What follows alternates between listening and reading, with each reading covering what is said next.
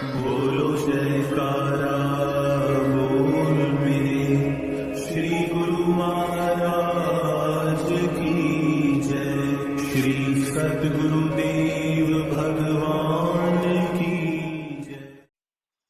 गुरुमुखो, आज का सत्संग भरत मिलाप पे आधारित है।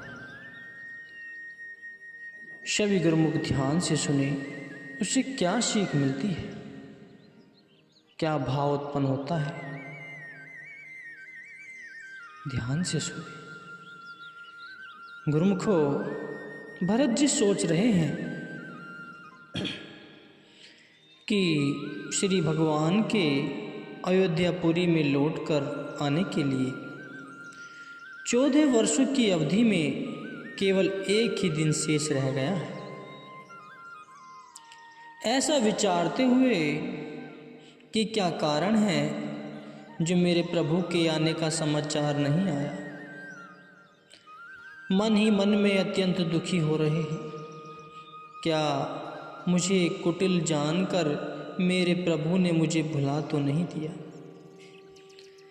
धन्य है लक्ष्मण जी, वे कितने भाग्यशाली हैं जो प्रभु के चरणों में रहकर सेवा कर रहे हैं। मुझको तो मेरे भगवान ने खोटा और कपटी जानकर अपने संग में न लिया। यदि मुझ में भक्ति होती तो अवश्य मेरे प्रभु मुझे भी साथ ले जाते। यह सब मेरे अपने ही कर्मों का दोष है। फिर सोचते हैं कि मैं इतना नीच हूँ कि यदि मेरे भगवान मेरी करने की और निहारते तो 100 करोड़ कल्प तक भी मेरा निस्तार नहीं हो सकता। परंतु मुझे विश्वास है कि भगवान बड़े दयालु हैं। वे अपने दासों के अवगुणों को नहीं देखते, क्योंकि वे दीन बंधु हैं और अति कोमल स्वभाव रखते हैं। वे मेरे अवगुणों को नहीं देखेंगे और अपने कृपालु स्वभाव से मुझे अवश्य दर्शन देंगे। और वर्णन किया, जो करनी समुझई प्रभु मोरी, नहीं निस्तार कल्प सतकोरी। फिर सोचते हैं कि मेरे दिल में यह भरोसा बढ़ रहा है कि भगवान के दर्शन होने वाले हैं, क्योंकि शगुन भी अच्छे हो रहे हैं। परंतु यदि अवधि बीतने पर भी दर्शन न हुए और मेरे प्राण भी शरीर से न निकले तो मेरे समान संसार में दूसरा कोई अधम नहीं होगा। इस प्रकार गहरी सोच विचारों में भरत जी के अंदर अनेक उतार चढ़ाव आ रहे, अर्थात अपने प्यारे इष्टदेव श्री भगवान के वियोग रूपी सागर की लहरों में भरत जी का मन डूबा ही चला जा रहा है। ऐसे आ गए जैसे डूबते हुए के समीप नाव आ जाए। हनुमान जी ने भरत जी को देखा कि कुशा के आसन पर बैठे हैं, सिर पर जटाओं का मुकुट है और शरीर अति दुर्लभ हो गया है। जीवा तथा हृदय से राम नाम का शब्दोच्चारण हो रहा है और कमल समान नेत्रों से जल बरसा रहे। भरत जी को देखते ही हनुमान जी बहुत प्रसन्न हुए। शरीर पुलकायमान हो गया, नेत्रों से आनंद और प्रेम के आंसू बहने लगे। मन में बहुत प्रकार से सुख मान कर भरत जी के कानों को अमृत के समान वाणी बोले कि हे भरत जी, आप जिनके वियोग में दिन रात सोच रहे हैं तथा हृदय में दिन रात जिनके गुणों की रट लगाए हुए हैं, वे रघुवंश कुल के तिलक, भक्तों को सुख देने वाले तथा देवताओं और मुनिजन के रक्षक, रण में शत्रुओं को जीत कर सीता और लक्ष्मण जी के सहित प्रभु आ रहे हैं। ऐसे सुखदायी और आनंदमयी हनुमान जी के वचनों को सुनते ही भरत जी के सब दुख दूर हो गए। मानो एक प्यासे मनुष्य को प्यास बुझाने के लिए किसी ने अमृत पिला दिया हो। भरत जी बोले, हे प्यारे, तुम कौन हो और कहाँ से आए हो जो मुझको अति प्यारे वचन सुना रहे हो? हनुमान जी बोले, हे कृपा निधान भरत जी, मैं पवन का पुत्र हूँ। मेरा नाम हनुमान है और दीन बंधु श्री राम जी का एक छोटा सा किंकर सेवक, कहिए दास हूँ। ऐसा सुनते ही भरत जी शीघ्रता से उठे और आदर सहित हनुमान जी के गले से लिपट गए। हनुमान जी से मिलते हुए भरत जी के हृदय का प्रेम उछल रहा है। शरीर पुलकायमान हो गया और नेत्रों से जल बहने लगा।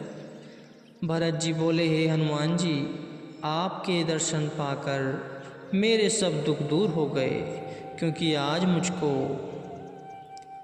अपने भगवान के प्यारे दास मिल गए। बार बार कुशल पूछते हैं और कहते हैं, हनुमान जी, जो संदेश आपने मुझको आकर सुनाया, इसके बदले आपको क्या दूँ? संसार में ऐसी कोई भी वस्तु दिखाई नहीं देती जो आपकी भेंट कर सकूं। हे प्यारे, मैं आपका ऋणी हूँ और ऋणी कभी नहीं हो सकता। अब ऐसा करो कि मुझे मेरे प्यारे भगवान के चरित्र सुनाओ। तब हनुमान जी ने भरत जी के चरणों में मस्तक निभाकर श्री रघुनाथ जी के गुणों की सब कथा कही। तब भरत जी पूछने लगे, हे हनुमान जी, यह भी तो कहो कि क्या मेरे दयालु स्वामी मुझको सेवक के समान जान कर याद करते हैं?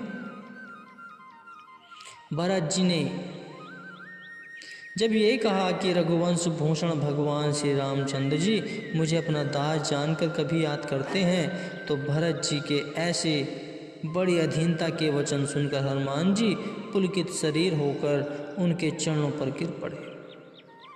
मन में विचारने लगे कि जड़ अथवा चैतन्य चराचर के स्वामी श्री रामचंद्र जी ने जिन भरत जी के गुणों और भक्ति की महिमा अनेक बार वर्णन की है, सो भरत जी ऐसे नम्र स्वभाव, परम पवित्र और शुभ गुणों के सागर क्यों न? तब फिर हनुमान जी बोले, हे प्यारे भरत जी, तुम श्री रामचंद्र जी को प्राणों से भी अधिक प्यारे, यह मेरा वचन सत्य कर मानो। ऐसा कहकर हनुमान जी भरत जी से बार बार मिलते हैं और हृदय में प्रेम नहीं समाते।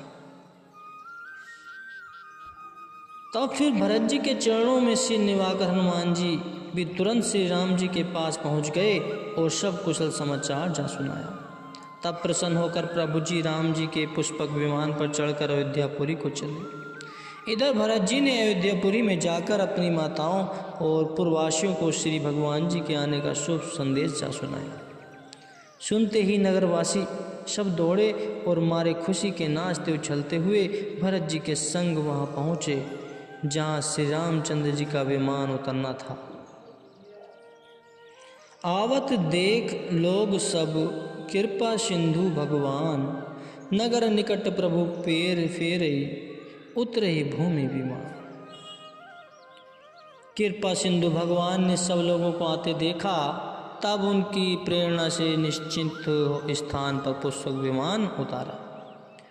भरत जी के संग श्री भगवान के स्वागत और दर्शन के लिए सब अयोध्यावासी आए और श्री राम जी के वियोग से सबके शरीर दुबले हो रहे थे। अयोध्यावासी में श्री राम वामदेव तथा मुनियों के नायक गुरु वशिष्ठ जी भी थे और श्री भगवान ने दूर से देखा कि गुरु वशिष्ठ जी मुनि आ रहे हैं। तब शीघ्रता से अपना धनुष बाण पीछे हाथ करके धरती पर धर दिया और लक्ष्मण जी के सहित दौड़कर गुरु जी के चरणों में जा गिरे।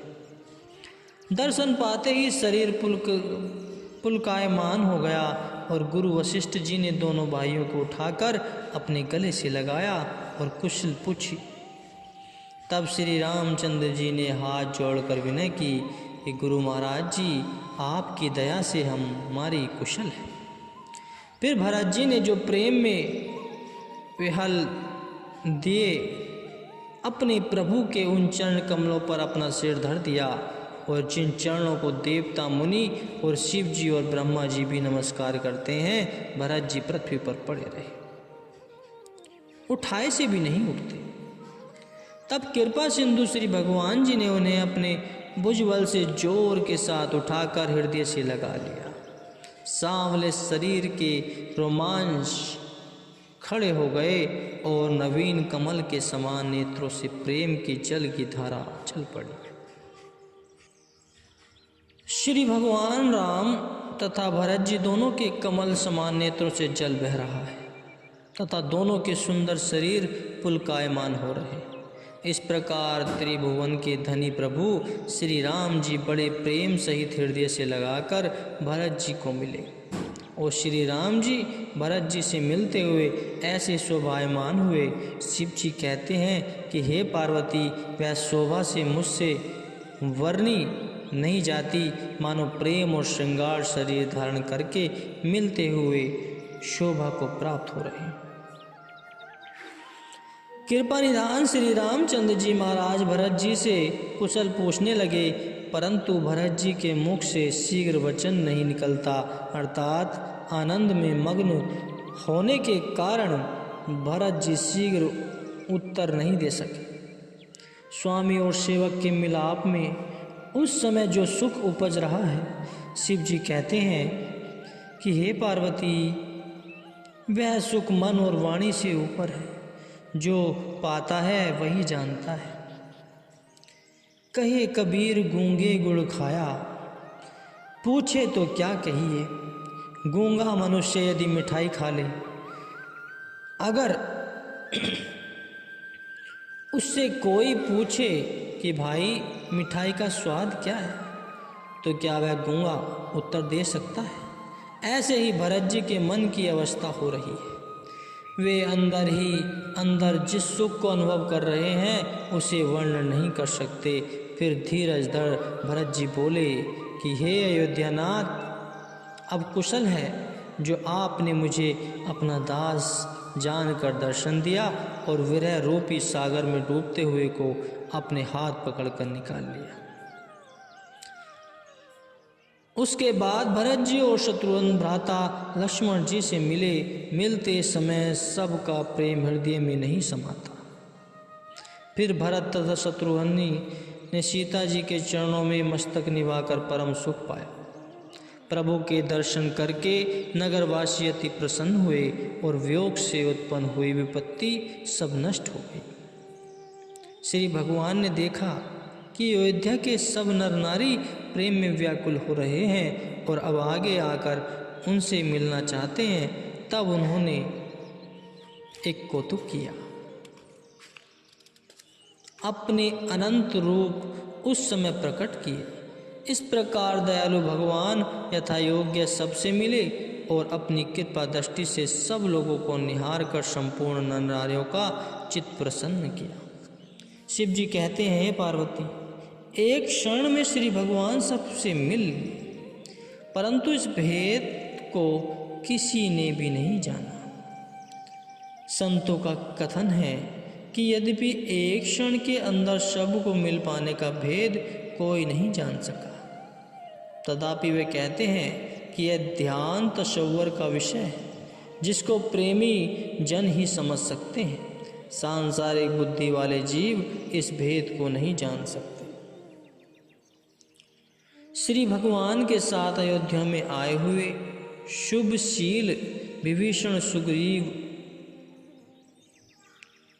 नल, नील, जामवंत, अंगद और हनुमान आदि सब वानर परम मनोहर मनुष्य शरीर को धारण किए हुए सब पूर्ववासियों की प्रसन्नता अवलोकन करते हुए मन में प्रसन्न हो रहे तथा भरत जी का स्नेहशील व्रत नेम आदर सहित अत्यंत प्रेम से वर्णन करते हैं और नगरवासियों की रीति तथा उनकी प्रभु के चरणों में अधिक प्रीति देखकर सब सराहना करते हैं। नीति निधान श्री रघुनाथ जी ने फिर अपने सब सखाओं को बुलाकर इस प्रकार सिखाया कि तुम मुनि वशिष्ठ जी के चरणों में दंडवत करो और कहा कि गुरु वशिष्ठ जी हमारे कुल के पूजनीय हैं। हमने रावण के साथ युद्ध भूमि में जो राक्षस मारे हैं वे सब इन्हीं की कृपा से मारे। अब गुरु वशिष्ठ जी के आगे बेनती करते हैं कि हे मुनिराज, ये सब मेरे सखा हैं जो युद्ध रूपी समुद्र से तारने के लिए बेड़े बन गए। इन्होंने मेरे निमित्त अपने जन्म हार दिए, इसलिए ये मुझे भरत जी से भी अधिक प्यारे हैं। प्रभु के ऐसे वचन सुनकर सब वानर वीर प्रेम में मग्न हो गए। पल पल में नए सुख बसते हैं।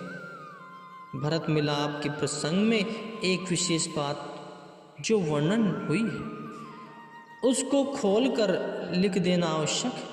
यह भेद की बात परमार्थी जीवों के लिए बहुत कुछ सोच विचार का अधिकार रखती है।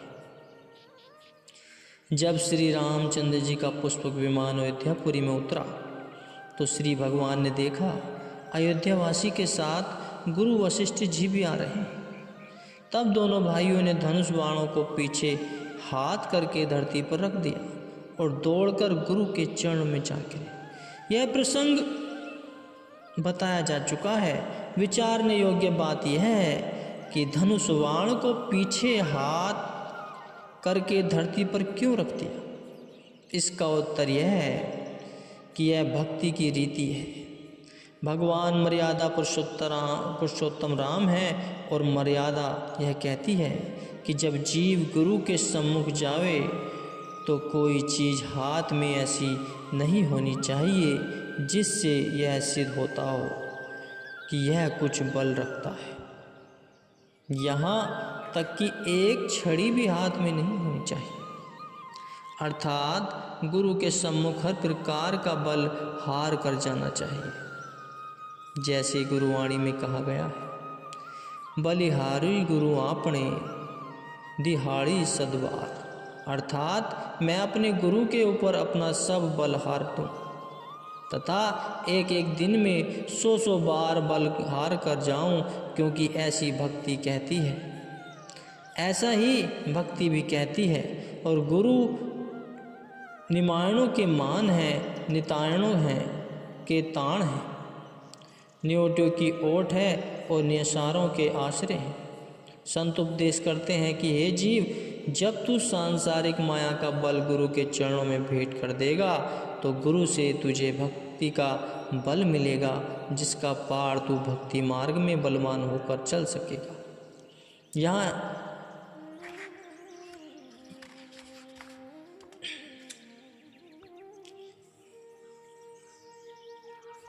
यही पुरुषोत्तम राम जी की मर्यादा है। उनके हर एक किए हुए कर्म में एक सहनशीलता और उदारता है। गुरु के प्रति प्रेम है। सब कुछ गुरु से ही मिला और गुरु से ही पाया। गुरु के बताए हुए रास्ते पर चले। ऐसी ही प्रेम भक्ति होनी चाहिए अपने गुरु के प्रति। सच्चे मन से गुरु की भक्ति करो, तुम्हें रास्ते में कभी रुकावट नहीं होगी, कभी भटकना नहीं पड़ेगा, कभी कष्ट झेलने नहीं पड़ेंगे।